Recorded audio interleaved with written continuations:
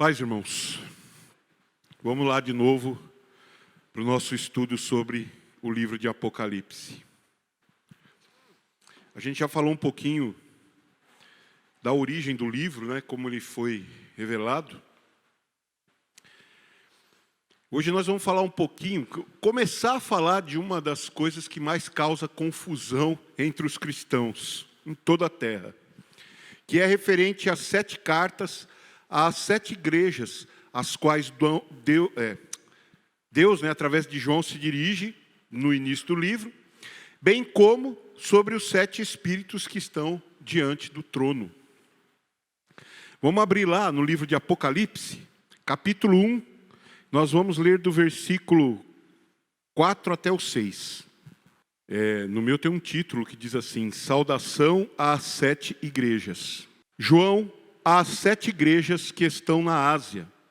Graça e paz seja convosco, da parte daquele que é, e que era, e que há de vir, e da dos 7 espíritos que estão diante do seu trono, e da parte de Jesus Cristo, que é a fiel testemunha, o primogênito dentre os mortos, o príncipe dos reis da terra, aquele que nos amou e em seu sangue nos lavou dos nossos pecados, e nos fez reis e sacerdotes para Deus e seu Pai. A Ele, glória e poder para todos sempre. Amém. Então, as 7 igrejas são aquelas a que se dirigem as 7 cartas. Estão na Ásia, na região da Ásia. Mas nós não vamos falar hoje, especificamente, das 7 igrejas, nem das 7 cartas. É um assunto demorado, porque cada uma delas tem um contexto grande. O que eu quero que vocês entendam é assim.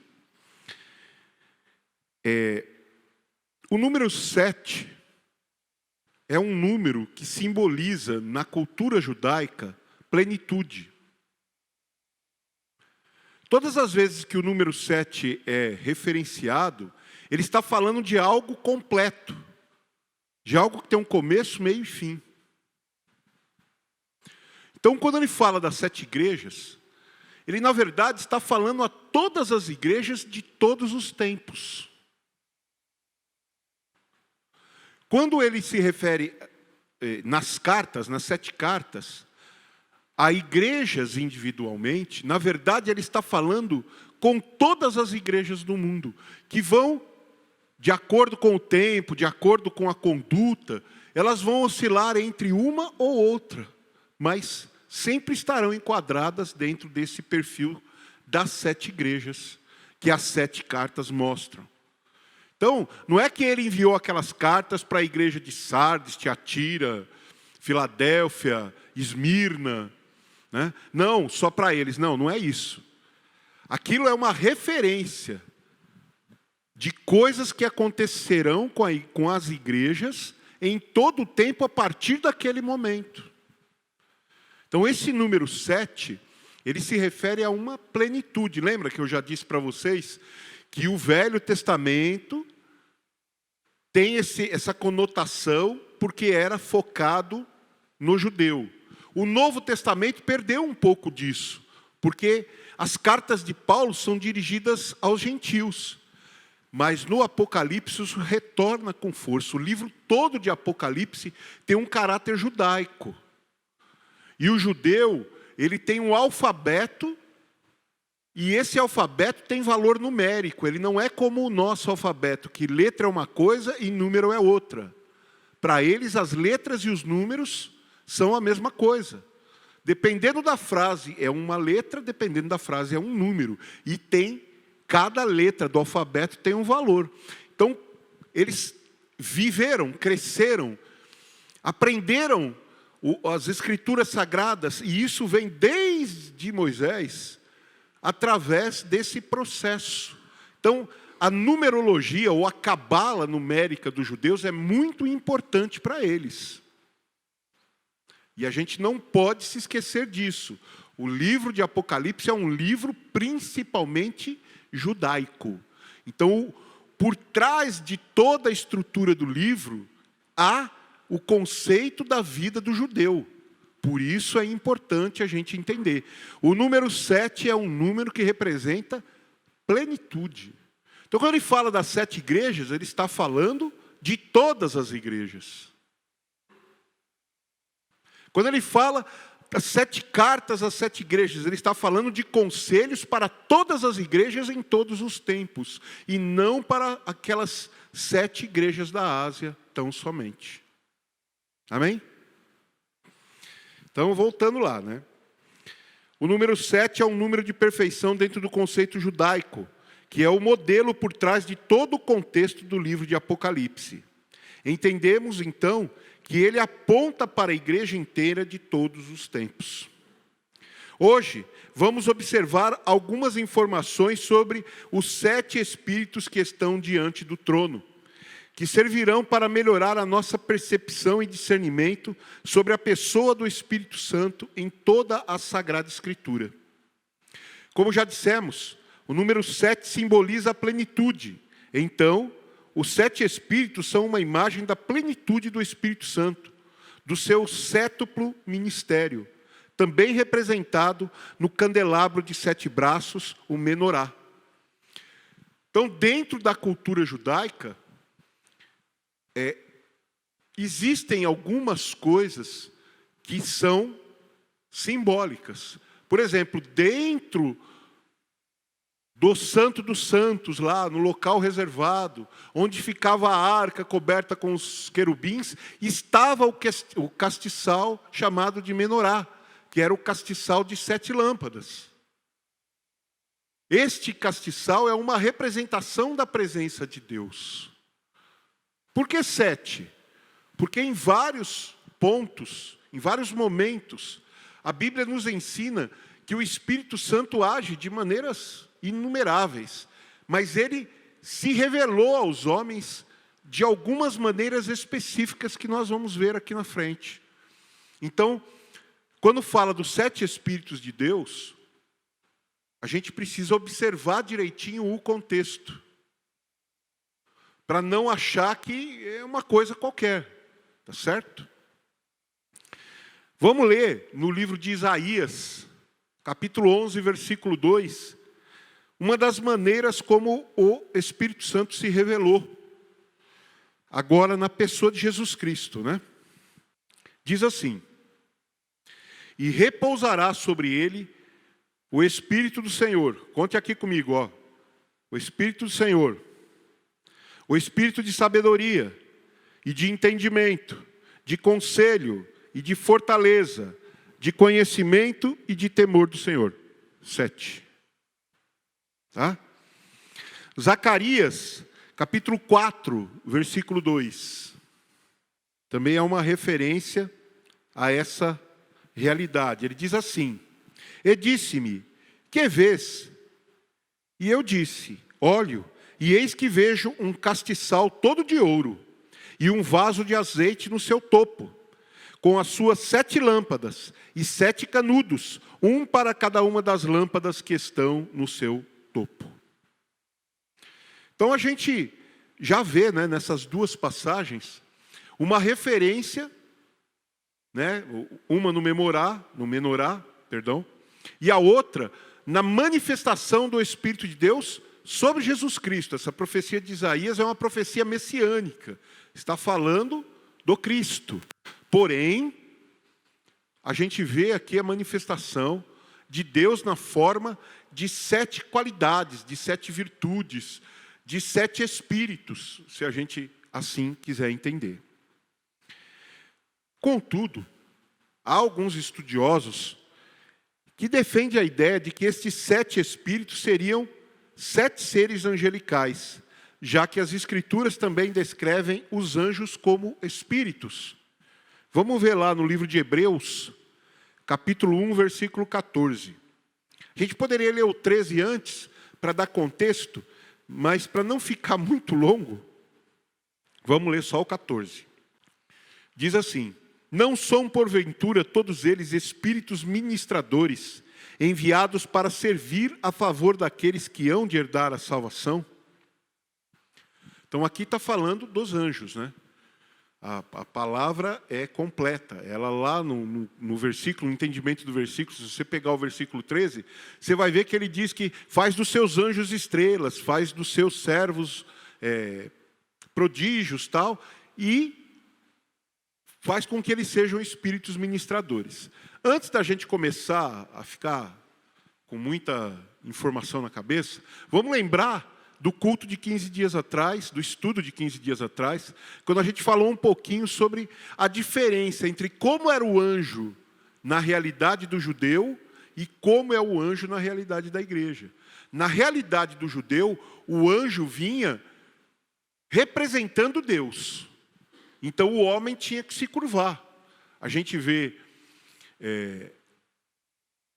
vários personagens da história bíblica, né? Josué se curvando diante do anjo, Davi se prostrando diante do anjo.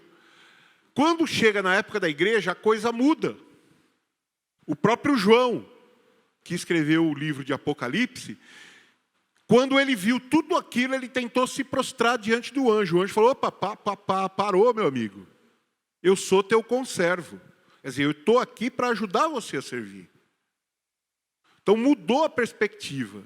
Como eu disse, a gente está falando de um livro que é focado na realidade do judeu, principalmente.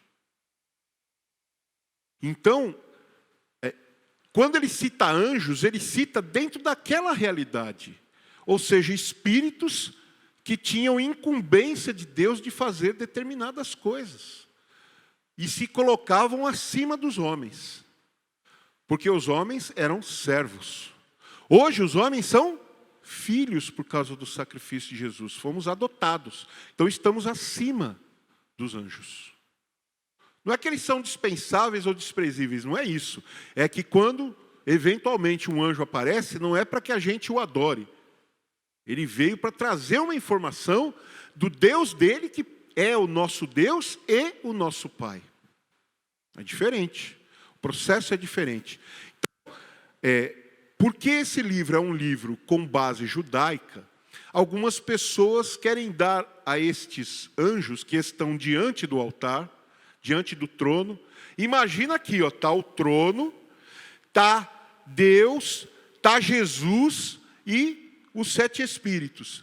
O que eles acham? Como não está no mesmo nível do trono, está abaixo, está na frente, então eles não são o Espírito Santo, eles são anjos que foram enviados para cumprir determinadas funções. Parece interessante, né? Parece coerente, mas na verdade, se isso fosse assim, João não teria dito, como ele diz aqui no versículo 1: graça e paz seja convosco da parte daquele que é, que era e que há de vir. Esse é Deus, o Pai.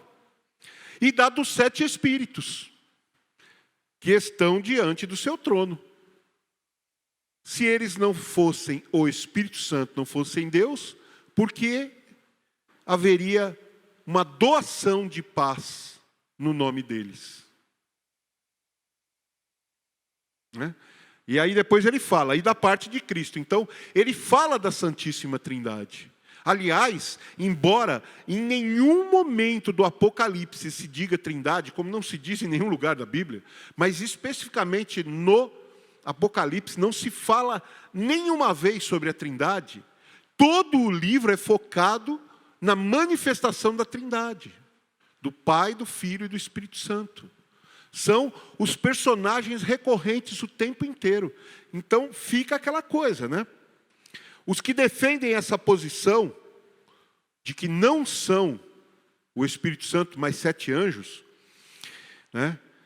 Por se encontrarem diante do trono, esses parecem ocupar uma posição subalterna. E isso nunca poderia ser dito do Espírito Santo. O Espírito Santo é Deus. É a terceira pessoa da Trindade. Não dá para desassociar o Pai e o Filho do Espírito Santo.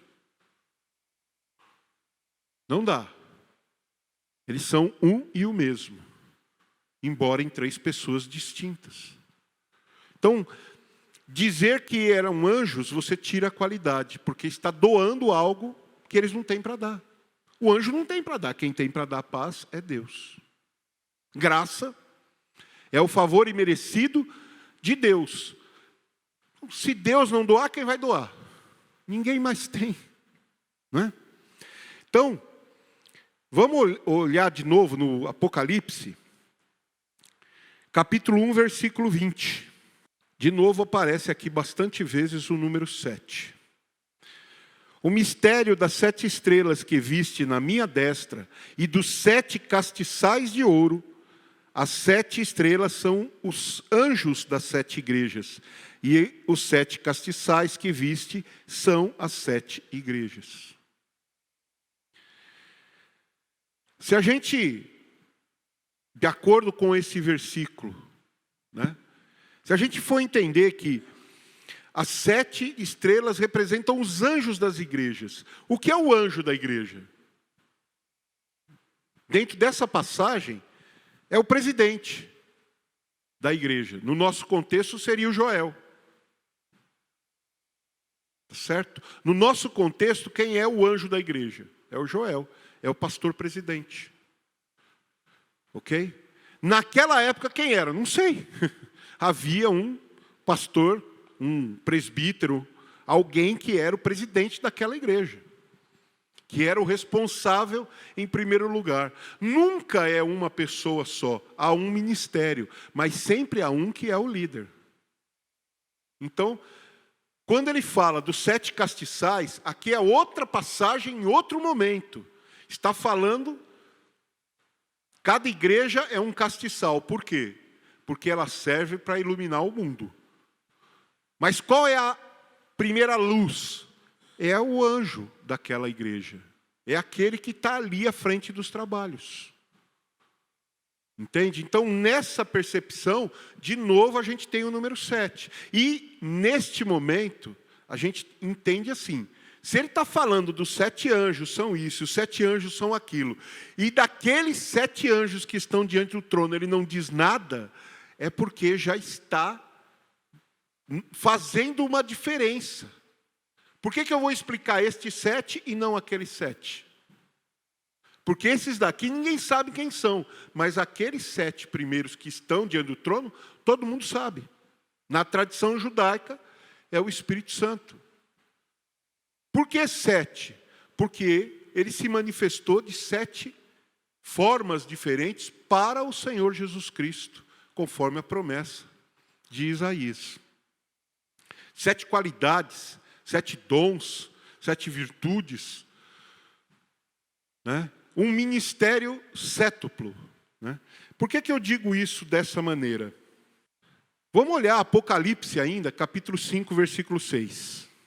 E olhei e vi que estava no meio do trono e dos 4 animais viventes, e entre os anciões, um cordeiro, como havendo sido morto, e tinha 7 chifres e 7 olhos, que são os 7 Espíritos de Deus enviados a toda a terra. Quando Jesus enviou o Espírito Santo, ele enviou isso aqui. Os 7 Espíritos enviados a toda a terra. A gente pode realmente analisar esse contexto por causa da frase de João, né? Graça e paz da parte do Pai e dos 7 Espíritos que estão diante dele.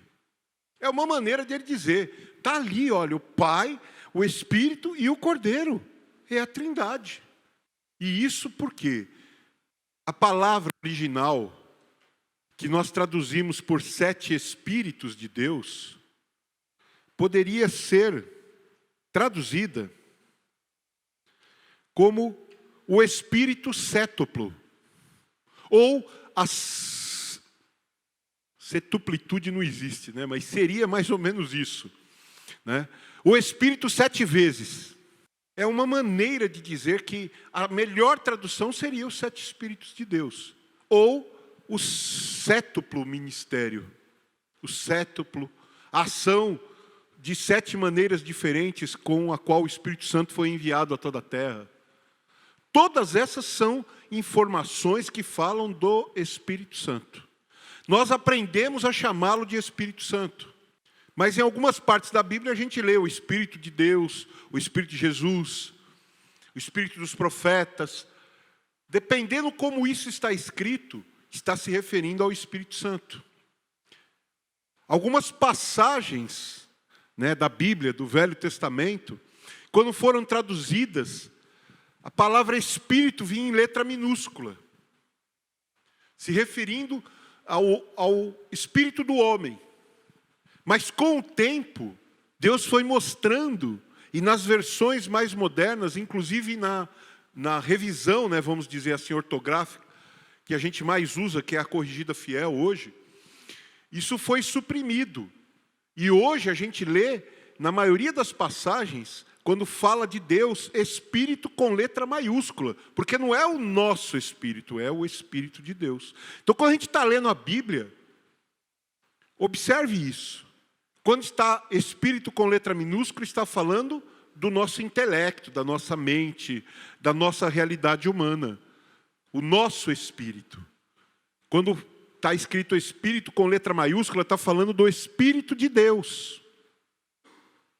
Esta versão que nós usamos aqui, ela já traz os 7 Espíritos que estão diante de coisas com letra maiúscula. Mas a maioria não traz, é com letra minúscula.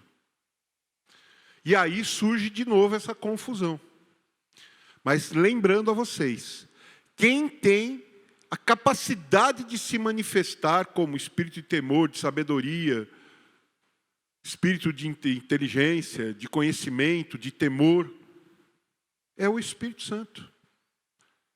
São qualidades que ele nos transmite. E isso, a gente pode até fazer um paralelo com a palavra 1 Coríntios. 1 Coríntios 12, 7, que fala do Espírito Santo.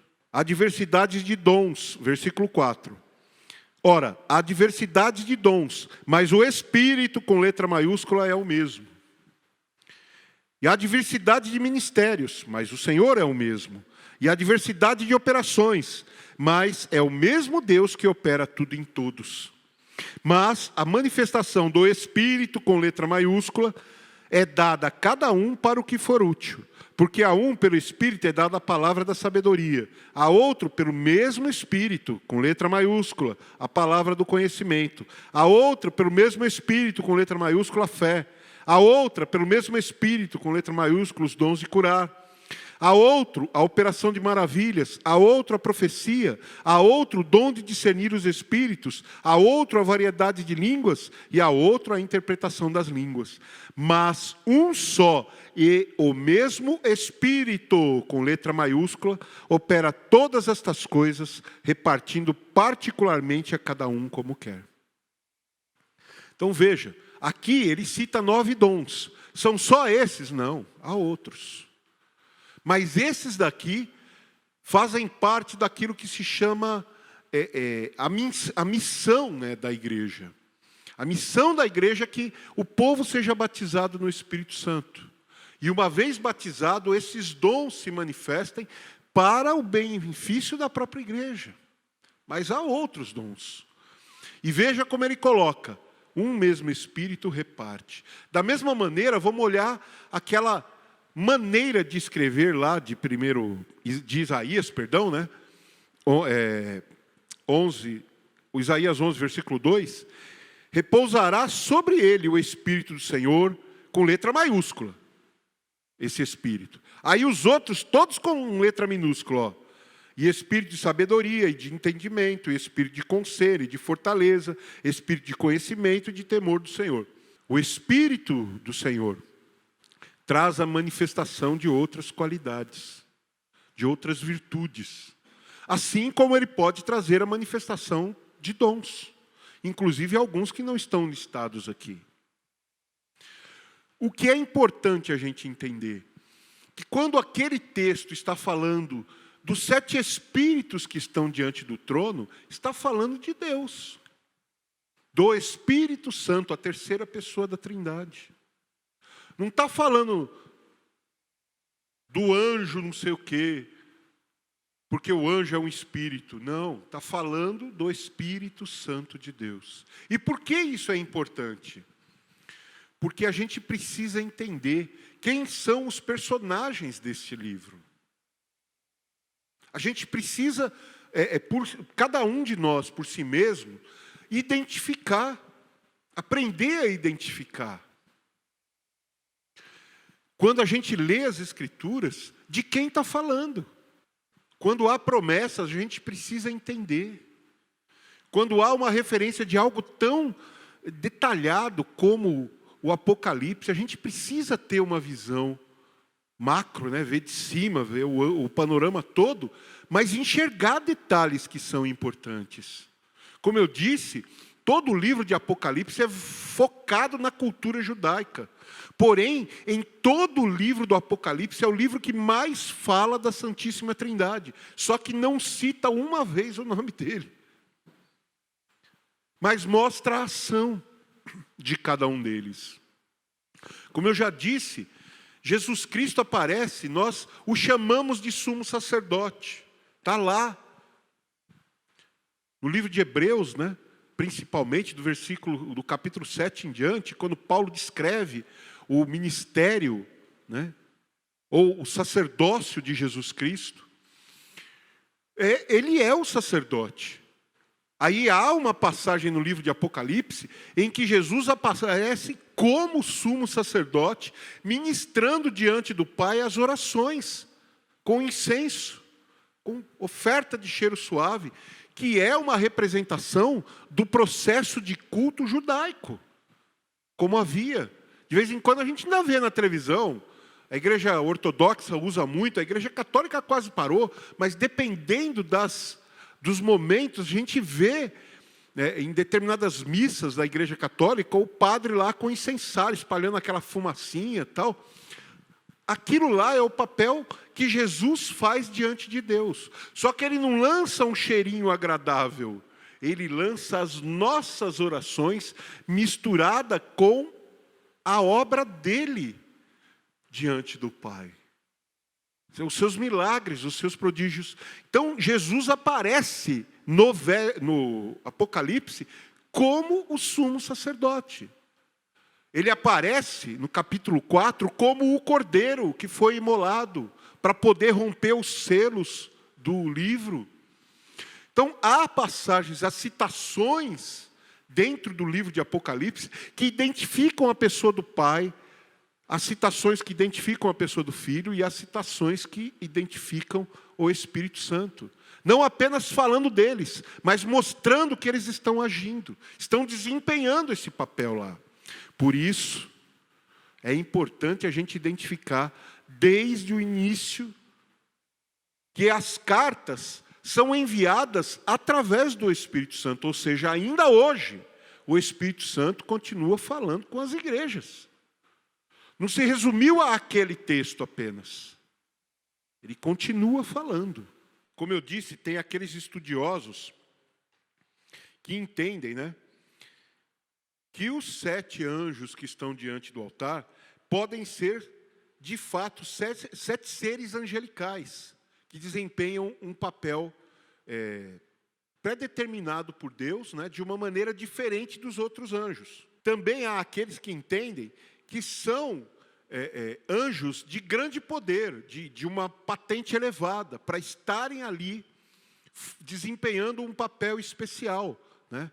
A gente conhece algumas graduações de anjos, né? O querubim, serafim, os arcanjos monsenhores, existem algumas funções que ao longo dos séculos Deus revelou. Porém, existem outras que o ser humano ainda não conhece. Anjos que estão separados no céu para determinados momentos. Aqueles que vão tocar as trombetas, aqueles que vão reter o sol, reter a lua, são, né, momentos específicos da história. Então, qualquer um desses dois entendimentos, ou que eles são 7 anjos que estão ali representando as igrejas, ou que eles são 7 anjos que estão ali para cumprir um papel pessoal, parece interessante, até que a gente entende que, na verdade, o original, que vem do grego, o título ou termo traduzido como 7 Espíritos de Deus, pode ser traduzido como Espírito Sétuplo de Deus, ou as 7 personalidades do Espírito de Deus. descobrindo uma composição do Espírito de Deus, do Espírito Santo de Deus, que se confirma em outras passagens. Aí a gente já leu Isaías, 11, versículo 2, e já leu também o Apocalipse 5, versículo 6, que fala das 7 pontas e 7 olhos, que são os 7 Espíritos de Deus enviados a toda a terra. Quando nós combinamos o uso dessa expressão com o significado do número 7 em todo o livro, entendemos que a designação 7 Espíritos de Deus se trata claramente de uma referência ao Espírito Santo de Deus. Em Apocalipse 5, 6, lemos que os 7 Espíritos de Deus são enviados a toda a terra. Essa descrição está completamente de acordo com a atuação do Espírito Santo no nosso mundo. É o Espírito Santo quem aplica a obra da redenção na vida do pecador, quando, através da pregação do Evangelho pela igreja, pessoas de todas as nações são levadas a conhecer Deus. Inclusive, existe uma semelhança muito grande entre a forma como João emprega a expressão em Apocalipse 4 e 5 e a profecia do profeta Zacarias sobre a atuação do Espírito Santo de Deus. Então, Apocalipse 4 e 5 é aquela que eu já li para vocês, vou ler de novo. E do trono saíam relâmpagos e trovões e vozes, e diante do trono ardiam 7 lâmpadas de fogo, as quais são os 7 Espíritos de Deus. Zacarias, no capítulo 4, do versículo 2 a 6, ele diz assim: Dize-me, que vês?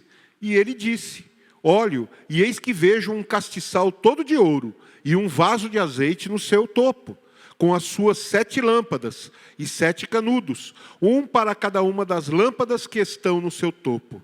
E por cima dele 2 oliveiras, uma à direita do vaso de azeite e outra à sua esquerda. E respondi, dizendo ao anjo que falava comigo: Senhor meu, que é isto? Então respondeu o anjo que falava comigo, dizendo-me: Não sabes tu o que é isso? E eu disse: Não, Senhor meu. E respondeu-me dizendo: Esta é a palavra do Senhor a Zorobabel, dizendo: Não por força nem por violência, mas sim pelo meu espírito, diz o Senhor dos Exércitos. Vocês já ouviram essa frase? Não é por força nem por violência, mas pelo meu espírito. Isso é um chavão religioso, que se usa há muito tempo.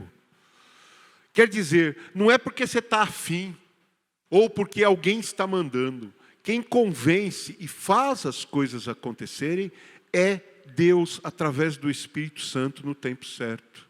A gente vê quando Paulo diz: é Deus que opera em nós tanto o querer quanto o efetuar.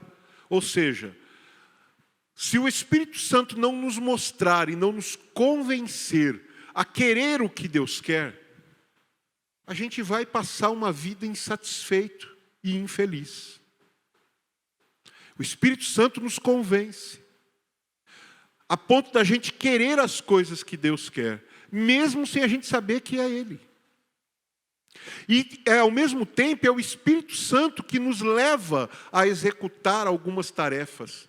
E quando a gente vê, a coisa já foi, a gente já fez, sem a gente saber bem porquê. E é o Espírito Santo. Então isso se refere à obra de Deus. Eventualmente isso acontece na sua vida particular, mas na igreja, na obra de Deus, que é a igreja, que envolve a cada um de nós. Quem opera tanto o querer, quer dizer, não é o que o pastor presidente quer, não é o que o ministério quer, não é o que o presbítero quer, não é o que os diáconos querem, não é o que a igreja quer, é o que Deus quer. É assim que tem que ser. Quando não é assim, Deus se afasta. E qual é o resultado disso? Vira um cristianismo de fachada, como a gente já disse aqui algumas vezes, As pessoas se preocupam com a rendinha, o véuzinho do altar, se preocupam com tudo menos em agradar a Deus de fato. Porque Deus não quer sacrifício, Ele quer obediência.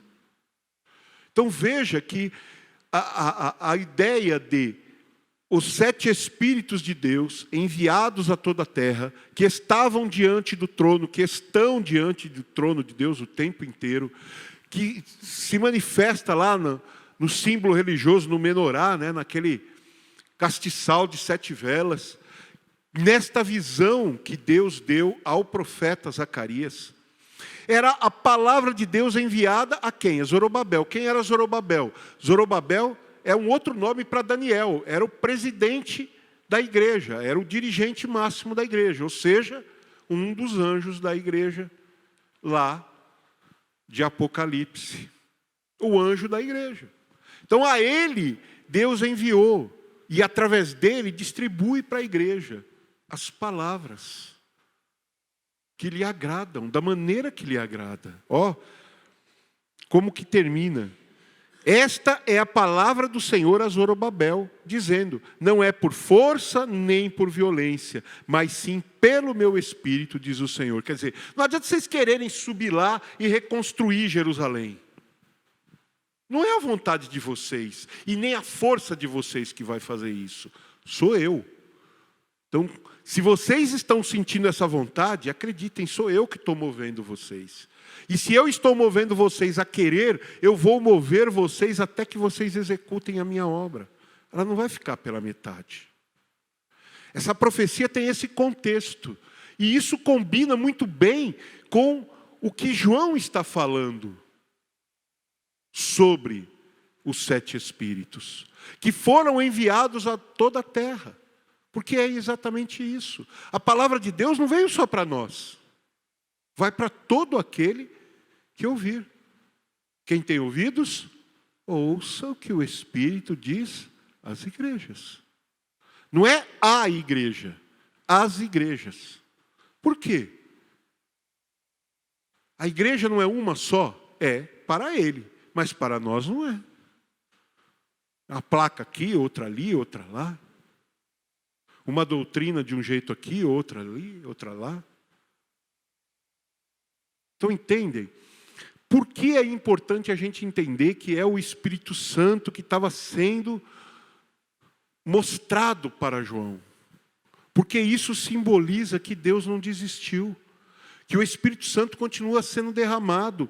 Naquela época de perseguição, aquelas pessoas vendo seus familiares sendo usados como lâmpadas para incendiar, Nero punha as pessoas nas estacas e punha fogo para servir de tocha para iluminar as ruas de Roma.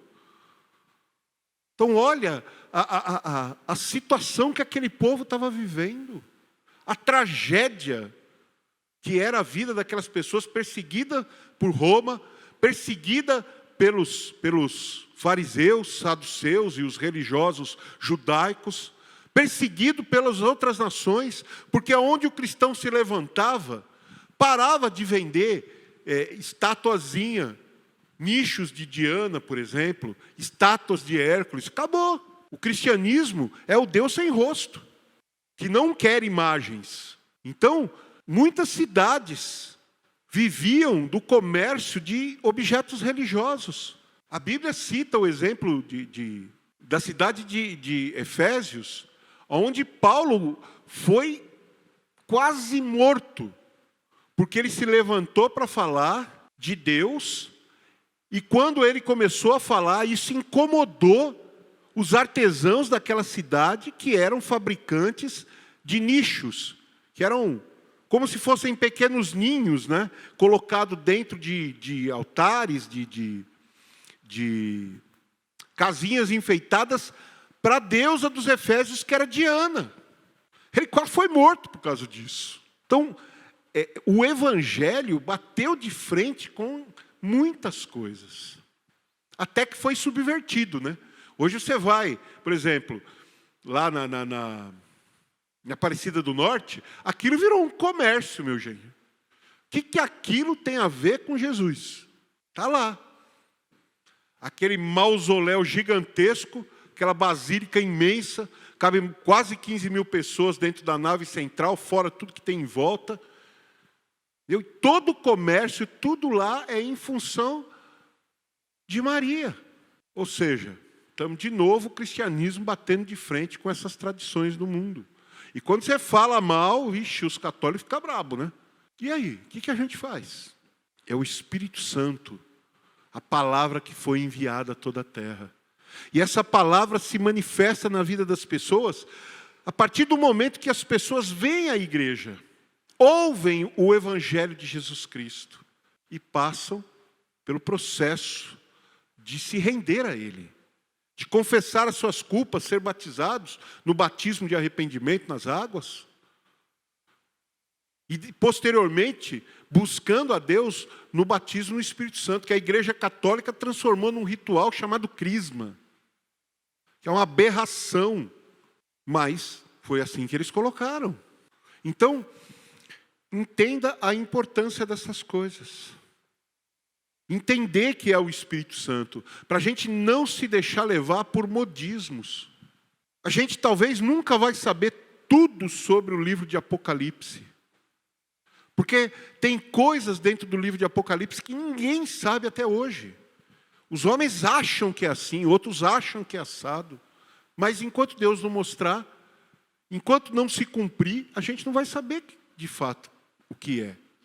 Como eu já falei para vocês a respeito da visão em relação à volta de Cristo, pré-tribulacionismo, mid-tribulacionismo e pós-tribulacionismo.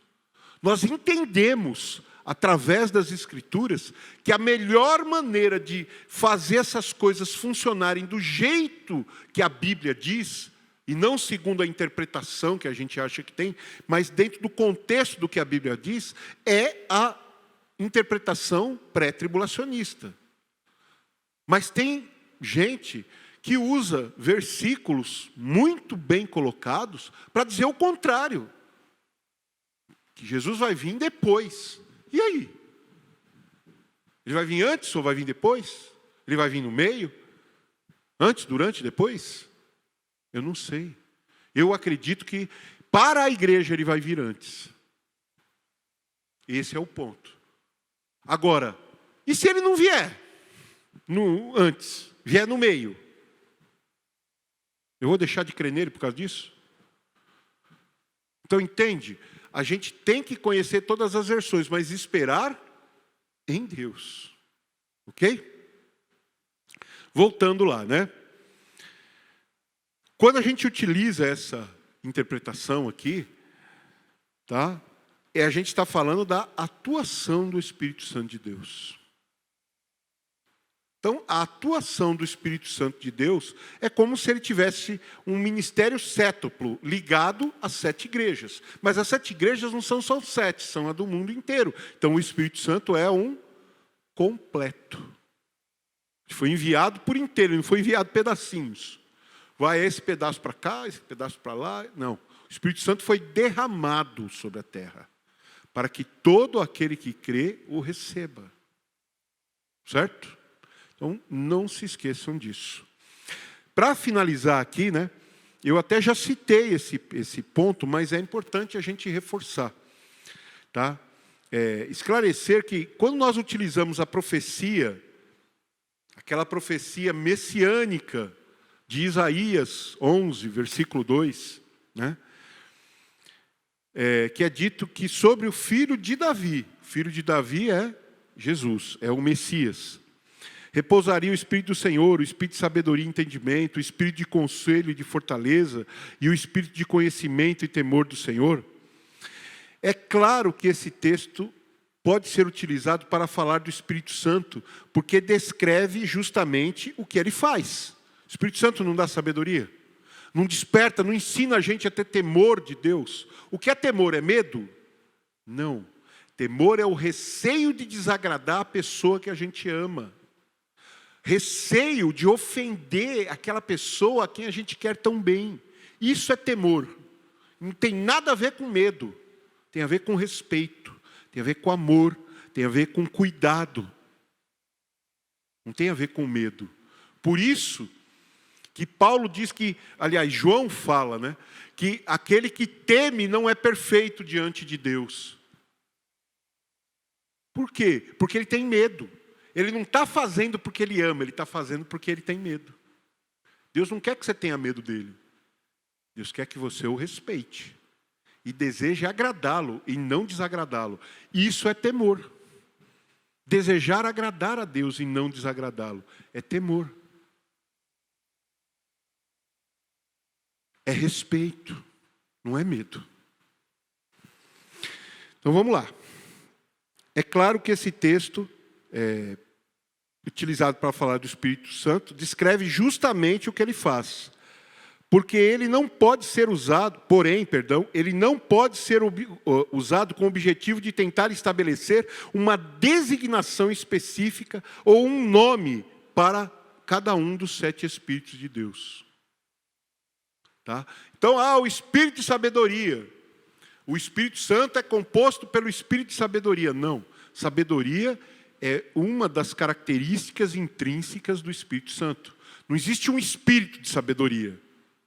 Vem lá, só aquele Espírito só traz sabedoria. Não, para. Isso foi escrito dessa maneira para dar a sensação de que o Espírito Santo faz uma obra completa em você. E ele faz. Ele te capacita para o que for necessário, como a gente leu lá. O Espírito é dado a cada um para o que for útil. Um só e o mesmo Espírito distribui essas coisas, repartindo a cada um como quer. Então, é o Espírito Santo, não é o Espírito de sabedoria. Ok?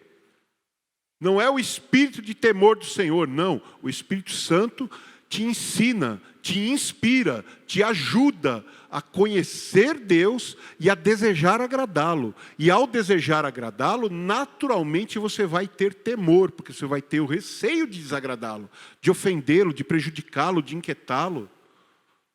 Ok? Né? Então, o propósito daquela passagem de Isaías não era dizer, olha, é o espírito de sabedoria, é o espírito de entendimento, é o espírito de conselho. Não. Era dizer que o Espírito Santo faria uma obra completa no Messias. E a mesma coisa vale para nós hoje. A expressão 7 Espíritos de Deus não é porque eles têm 7 qualidades diferentes, ou porque eles são 7 diferentes propriedades. Não, é um Espírito só. Só que ele age de tantas maneiras que representá-lo como um só é pouco. Então Deus o representou como 7. 7 por quê? Porque são 7 igrejas. Então, para cada igreja, uma porção do Espírito Santo foi enviada. Por isso, o Espírito estava ali como 7. Porque são 7 igrejas. Mas nós sabemos que 7 é um número de plenitude. Então, se representa a igreja do mundo inteiro. Então, os 7 Espíritos também não são só 7 Espíritos, são o Espírito Santo enviado a toda a terra. Entenderam a ligação? É meio esquisito, né? É tão simples que eu tenho que dar um monte de volta para mostrar para vocês o que é. Mas é o Espírito Santo. Ponto. Mas por que diz 7 Espíritos? Agora vocês já sabem por que diz 7 Espíritos. Porque o 7, para o judeu, é o número da perfeição. O número do que é completo. Então, os 7 Espíritos, o Espírito completo. Mas uma porção deste Espírito completo, foi enviado para cada igreja. Mas são 7 igrejas? Não. É uma representação de todas as igrejas da história. Quem tem ouvidos, ouça o que o Espírito diz às igrejas. A igreja de 1930 é diferente da igreja de 1960, que é diferente da igreja de 1990, que é diferente da igreja do ano 2019, que vai ser diferente da igreja do ano de 2030. Porque a gente vai mudando, coisas vão mudando. Mas Deus não muda, Ele é o mesmo ontem, hoje e eternamente. Hebreus 13, versículo 8. Ele não muda. Entendem? O Espírito Santo foi derramado para trazer para nós porções de Deus, nos ensinar como foi enviado para aquele povo. Mas aquele povo não sabia de muitas coisas que nós sabemos hoje, é verdade. Mas o Espírito dava a ele entendimento segundo a realidade deles. Dá a nós entendimento segundo a nossa realidade. Se Jesus demorar uns 500 anos para voltar e os carros voar igual os Jetsons, né, quem é da minha geração vai lembrar dos Jetsons, né? Quem é mais velho, não sei. O tio Theo nunca viu Jetsons na vida. Ô, coitado. Mas se os carros voar daqui uns 30 anos, e a igreja que estiver aqui tiver esta realidade, Se em vez de carregar um celular com a tecnologia mais moderna que a gente tem, eu e o nosso irmão ali, o Rogério, vulgo Fumaça, tem o Faísca e o Fumaça, o outro é o Faísca, esse é o Fumaça. Então, a gente de vez em quando conversa das propriedades, vantagens tal, e não sei o que do celular. Agora imagina que daqui a um tempo o cara vai ter no relógio de pulso um computador embutido, que ele aperta um botão, projeta uma tela holística aqui, e está tudo ali. E aí, qual que é o problema? Porque a tecnologia evoluiu, Deus envelheceu? Não. Deus vai falar segundo a tecnologia com aquelas pessoas, de uma maneira que elas vão perceber que Deus ainda sabe muito mais que elas. Ele não fala com a gente porque a gente não ia nem suportar. A gente mal acredita na palavra da nossa realidade, imagina a palavra de uma realidade que a gente não conhece. Então, aquela passagem do livro de Isaías, do capítulo 11, há uma profecia de como o Espírito Santo seria abundante, como ele seria transformador, como ele completaria a obra de Deus através do Messias. E o próprio João Batista disse isso. Ele falou, a ele Deus dá o Espírito sem medida. Então entendam, é uma referência ao Espírito Santo. Todo esse negócio do número 7 é só para a gente entender que o Espírito Santo é o mesmo que era naquela época. Só que a interpretação das pessoas era muito pequena. E Deus precisava falar de um monte de detalhes para as pessoas terem visão do que era o Espírito Santo. Porque para eles o Espírito era um fantasma. Ou era um anjo. Eles não entendiam que o Espírito Santo era uma parte de Deus, que até podia ter uma forma física, mas ele era a plenitude. Ele era o todo, do Pai, do Filho e dele mesmo, tudo junto, ao mesmo tempo aqui agora. Ele precisava mostrar isso de alguma maneira, então ele mostrou os 7 Espíritos diante do trono. Ok? Em outro lugar, mostrou no Cordeiro, quem é o Cordeiro? Jesus. 7 chifres, 7 olhos, que são o Espírito enviado a toda a terra, ou seja, o cumprimento da profecia de Isaías. Os 7 Espíritos de Deus. E que Jesus derramou sobre toda a terra.